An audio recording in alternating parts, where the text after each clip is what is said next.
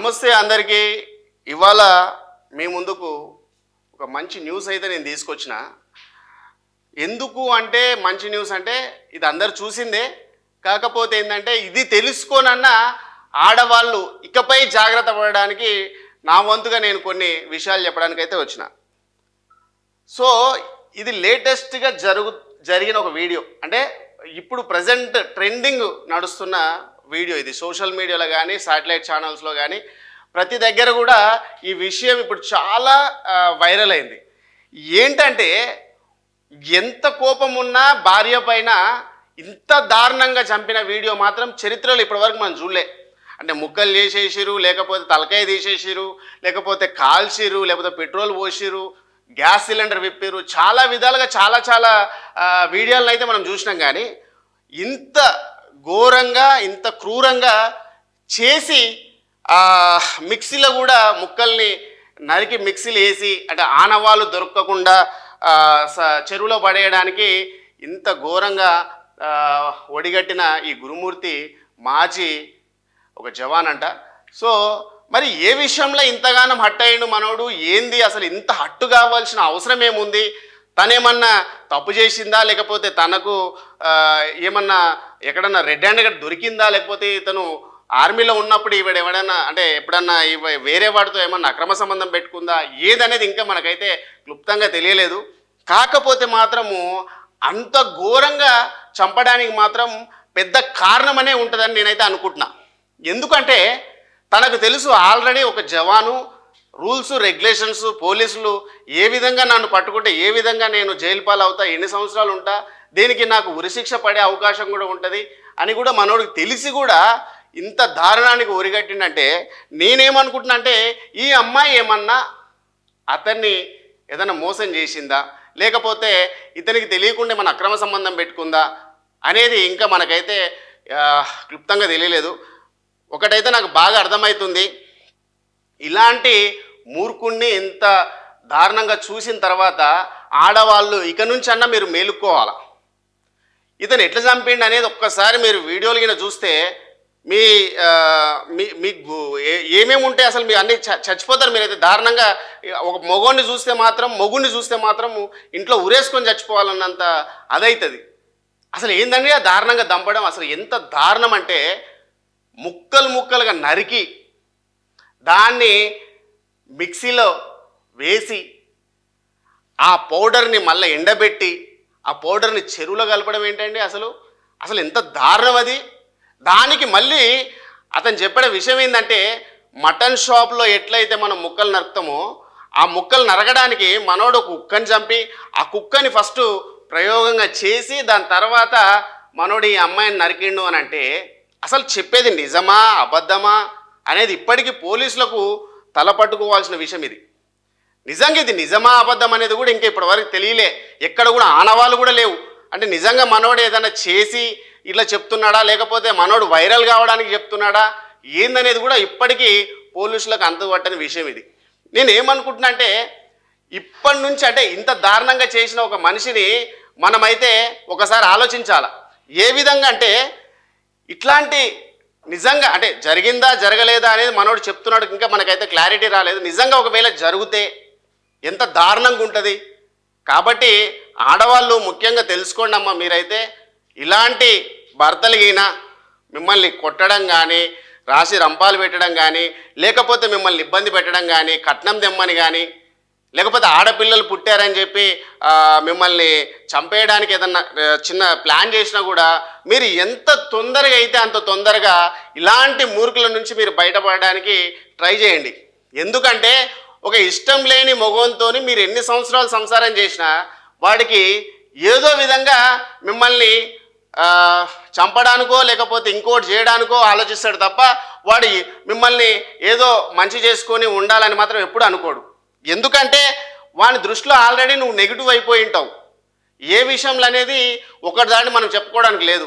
కట్నం తేలేదనో, లేకపోతే ఆడపిల్లల్ని కంటున్నావు మగపిల్లల్ని ఇవ్వట్లేదనో, లేకపోతే నువ్వు ఇంతకుముందు ఎవరితో అక్రమ సంబంధం పెట్టుకొని దొరికినవనో, లేకపోతే నువ్వు మంచిదాని కాదనో, లేకపోతే నువ్వు అందంగా ఉండటం లేదనో, లేకపోతే మొగుడు చెప్పిన మాటలు నువ్వు వినట్లేదనో, ఏదో విధంగా మిమ్మల్ని వాళ్ళు టార్గెట్ చేస్తున్నారు అని తెలిసిన తర్వాత మీరు దాన్ని గ్రహించి ఎంత వీలైతే అంతవరకు విడాకులు తీసుకోవడమో లేకపోతే అతని నుంచి దూరంగా మీ అమ్మ నాన్న వాళ్ళ ఇంట్లో ఉండడమో చాలా ఉత్తమం అని అయితే నేనైతే చెప్తున్నా.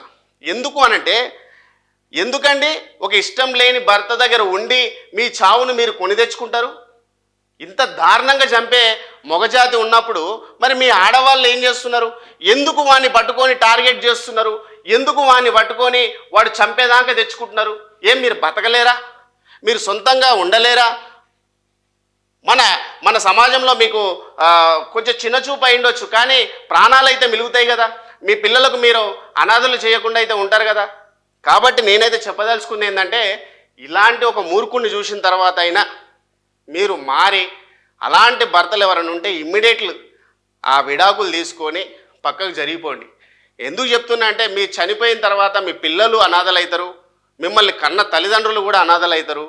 మీరు చచ్చి ఏమీ చేసింది లేకుండా అయిపోతుంది. అదే బయటికి వెళ్ళి అదే మొగోడిని తలదన్నినట్టు మీరు జాబ్ చేసో లేకపోతే ఇంకేదైనా చదువుకోనో ఏదన్నా మంచి పొజిషన్లు ఉంటే అదే మొగోడు అయ్యో అనవసరంగా నా పిల్లాన్ని వదులుకున్నాను కదా అని చెప్పి వాడే బాధపడి మళ్ళీ వచ్చే అవకాశాలు కూడా ఉంటాయి. అంతేగాని వానితోనే ఉండి సమాజం ఏదో అనుకుంటుంది, మా తల్లిదండ్రుల పరువు పోతుంది అని చెప్పి మీరు సచ్చేదానికైతే తెచ్చుకోకండి. ఇది చాలా నిజమైన వార్త. ఎందుకంటే నేను చాలా ఇళ్లలో చూస్తుంటాను. అట్లా అని చెప్పి నేను ఆడవాళ్ళు ఏదో మంచోళ్ళు మొగోళ్ళు చెడ్డోళ్ళు అనట్లే. ఇక్కడ వచ్చే వారికి వీడొక్కడే టార్గెట్ అయ్యింది. ఇప్పుడు ఇది కూడా మనకు రాబోయే రోజుల్లో తెలుస్తుంది. అసలు ఎందుకు అంత దారుణంగా వాడు చంపాల్సి వచ్చింది, వాడు ఇంత దారుణంగా చంపాల్సి వస్తే ఆ అమ్మాయి ఏం తప్పు చేసింది అనేది కూడా మనకు మళ్ళీ కోర్టు ద్వారానో లేకపోతే ఏదో ద్వారంగా మళ్ళీ మనకు న్యూస్ వస్తుంది. దాని తర్వాత మళ్ళీ మాట్లాడుకుందాం. కాకపోతే ఏంటంటే, ఇప్పుడైతే వీడు టార్గెట్ అయ్యిండు కాబట్టి వీని గురించి మాట్లాడాల్సి వస్తుంది. నేనేమంటున్నా అంటే, ఆడవాళ్ళు కూడా మీ చావును మీరే కొని తెచ్చుకుంటున్నారు. ఏ విధంగా అంటే, మీరు ఫస్ట్ ఎప్పుడైతే పెళ్ళి అవుతుందో అప్పుడే మొగుడిని తీసుకొని బయటికి వెళ్ళాలనుకుంటారు. అలా వెళ్ళడమే మీ తప్పు. ఎందుకు చెప్పాలా? ఒక మగోనికి మీరే రైట్స్ ఇచ్చారు, మీరే ఫ్రీడమ్ ఇచ్చారు, మీరే తాగడానికి ఒక అవకాశం ఇచ్చారు. అదే మీరు తల్లిదండ్రులతో పాటు వాళ్ళ తల్లిదండ్రులతో మీ అత్తమామలతో ఉంటే వాడికి ఒక భయం భక్తి ఉంటుంది, వాడికి ఒక టైంకు రావాలని ఉంటుంది, నిన్ను కొట్టడానికి కూడా ఆలోచిస్తాడు. అదే ఇప్పుడు ఆ ఇంట్లో వేరే వాళ్ళ తల్లిదండ్రులు కానీ వాళ్ళ పిల్లలు కానీ ఉంటే అమ్మాయిని చంపే అవకాశం వచ్చేదా వాడికి? అసలు సచ్చే పరిస్థితి వచ్చేదా? మీరే ఫ్రీడమ్ కోసం మీ హస్బెండ్లను తీసుకొని మీరు బయటికి వెళ్ళిపోతున్నారు. ఒంటరిగా ఉండాలి, అత్తమామకు సేవలు చేయాల్సి వస్తుందని, అత్తమామలకు ఏదో వండి పెట్టాల్సి వస్తుందని మీరు బయటికి తీసుకొని వెళ్తున్నారు. కానీ ఇక్కడ మీరు ఇంకోటి, మీ హస్బెండ్కి మీరే ఫ్రీడమ్ ఇచ్చినట్టు అవుతుంది. మిమ్మల్ని కొట్టినా ఎవరు అడగడు, మిమ్మల్ని చంపినా ఎవరు అడిగేటోళ్ళు ఉండరు, మీకు ఆపద వచ్చినా కూడా ఎవరు చూసేవాళ్ళు ఉండరు.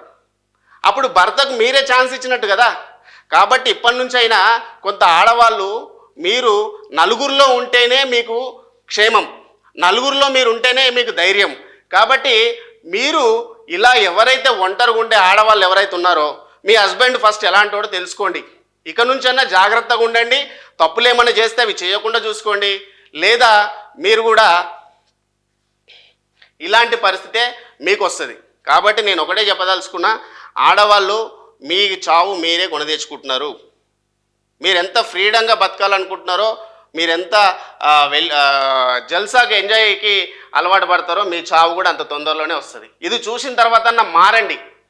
మగవాళ్ళని టార్గెట్ చేయడం కాదు, ఫస్ట్ మీరు ఎలా ఉన్నారు, మీరు ఎవరితో అక్రమ సంబంధం పెట్టుకుంటున్నారు, ఒక మగోడు అంత దారుణంగా చంపాల్సి వస్తుందంటే మీరు ఏం చేస్తున్నారు?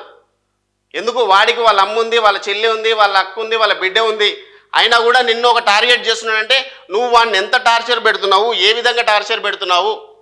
అసలు నీకు వానికి పడినప్పుడు నువ్వు ఎందుకు ఉండి వాడిని సాధించాలనుకుంటున్నావు? బయటికి వెళ్ళిపో. వాని దారి వాడు చూసుకుంటాడు, నీ దారి నువ్వు చూసుకుంటావు. అంతేగాని ఏదో నువ్వు కట్నం ఇచ్చినావని చెప్పి మీ తల్లిదండ్రులు పరువు పోతుందని చెప్పి వాని దగ్గర ఉండి వాడిని సాధించుకోవాలని చూస్తే ఈ పరిస్థితి మీకు కూడా పట్టవచ్చు. ఏం చేస్తాయంటే చట్టాలు ఏం చేస్తాయి? తీసుకెళ్ళి ఇప్పుడు వాడిని జైలు వేస్తుంది, కోర్టులో పెడుతుంది. కానీ నీ చావు నీకు వస్తుందా? నీ ప్రాణం నీకు వస్తుందా? నీ పిల్లలు అనాథ కాకుండా ఆపుతుందా? కాబట్టి ఇక నుంచన్నా కొద్దిగా ఆడవాళ్ళు తెలుసుకోండి. ఇట్లాంటి టైంలో ఆడవాళ్ళ గురించి మాట్లాడడం తప్పే, కానీ తప్పట్లేదు. ఎందుకంటే ఇలాంటి ఆడవాళ్ళు చాలామంది బలవుతున్నారు. అలా అని చెప్పి మగవాళ్ళు కూడా బలవుతున్నారు. కొంతమంది ఆడవాళ్ళు చేయడం వల్ల మగవాళ్ళు కూడా చనిపోయిన రోజులున్నాయి. మగవాళ్ళని మర్మాంగం కోసి కూడా చంపిన ఆడవాళ్ళు ఉన్నారు. ఇప్పుడు ఆడదాన్ని ఎలా కోసి మనం మగవాళ్ళు చంపితే మనం మాట్లాడుతున్నామో అలానే ఆడవాళ్ళు వాళ్ళు అక్రమ సంబంధం పెట్టుకున్న భర్తతో లవర్తో కలిసి అదే మగవాన్ని ఒక దుండు తీసుకొని ముఖం మీద మూసి గాలి లేకుండా చంపడం ఒకటి, మర్మంగాలు కోసి చంపడం ఒకటి, మందు దాపిచ్చి నరకడం ఒకటి చాలా ఆడవాళ్ళు కూడా చేశారు. కాబట్టి ఇక్కడ ఆడవాళ్ళకి తప్పు ఉంది, మగవాళ్ళకి తప్పు ఉంది. ఇప్పుడు మగోడు తప్పు చేశాడని చెప్పి మాట్లాడుతున్నాము. సేమ్ రేపు మళ్ళా మనం మొన్న గతం వీడియోలు తీసుకుంటే ఢిల్లీలో ఆడవాళ్ళే మగవాళ్ళని చంపే రోజులు కూడా మనం చూసినాం. అలా ప్రతి దాంట్లో కూడా మనం ఏదైనా ఆలోచించేటప్పుడు ఫస్ట్ ఈ వీడియో చూసిన తర్వాత మీరు కొద్దిగా తెలుసుకొని ఆడవాళ్ళు జాగ్రత్త పడండి. ఏదైనా కూడా మీరు నలుగురిలో ఉంటేనే సేఫ్. ఇలా ఒంటరిగా ఉంటే ఏ మొగోడైనా కూడా ఒక ధైర్యం వస్తుంది. నా పెళ్ళానికి ఎవరు లేరు, అడిగే వాళ్ళు ఎవరు లేరు, ఇప్పుడు నేను చంపినా కూడా ఎవరికి ఇది చెప్పుకోలేరు అనే పరిస్థితి వాడికి వస్తుంది. వాడు ఏదో రోజు మిమ్మల్ని ఏదో చేయడానికైతే దారుణంగా అవుతుంది. అలానే పాపం మీ మహాతల్లి అయితే చనిపోయిందని నేను అనుకుంటున్నా. ఇంక ఎందుకు చనిపోయింది, ఎందుకు చంపాడు అనేది ఇప్పటికీ క్లారిటీ లేదు. వాడు కొంతమ్మ కోణాలు చెప్తున్నాడు, అసలు ఆ పొంతు లేని విషయాలు చెప్తున్నాడు. పోలీసులకు ఇప్పటికి కూడా అంతుపట్టట్లే. నిజంగా వీడు ఇలానే చంపాడా, చంపలేదా, అసలు ఏమైంది ఆ డెడ్ బాడీ అనేది కూడా ఇప్పటికీ ఒక మిస్టరీగానే మిగిలిపోయింది. కాబట్టి ఇది విషయం జరిగిందా జరగలేదో ఇప్పుడు రాబోయే రోజుల్లో అయితే మనకు తెలుస్తుంది. కానీ ఈ వీడియో గురించి అయితే మీకు ఎమోషనల్గా నేను చెప్తున్నా, ఆడవాళ్ళు చాలా జాగ్రత్త ఉండండి. ఏ క్షణమైనా మీకు కూడా ఇలాంటి పరిస్థితి వస్తుంది. కాబట్టి ఆచితూచి చాలా జాగ్రత్తగా ఎలాంటి తప్పులు చేసినా అవి మానుకోండి. లేదా ఇలాంటి దుర్మార్గుడు ఎవడన్నా ఉంటే బయటికి వెళ్ళిపోయి మీ సొంతంగా మీ కాళ్ళ మీద మీరు బతకడానికి ట్రై చేయండి. ఇది ఇవాళ వీడియో తీసుకొని నా వంతుగా నేను మీకు కొన్ని విషయాలు చెప్పడానికి అయితే వచ్చాను. నచ్చితే లైక్ చేయండి, షేర్ చేయండి, కంపల్సరీ మాత్రం సబ్స్క్రైబ్ చేసుకోండి. ఇలాంటి విషయాలు ఏమైనా ఉంటే మనం మాట్లాడుకుందాం. ఎవరికైనా ఇంట్రెస్ట్ ఉంటే రండి, ఈ విషయాన్ని గురించి కూడా మనం మాట్లాడదాం. Thank you.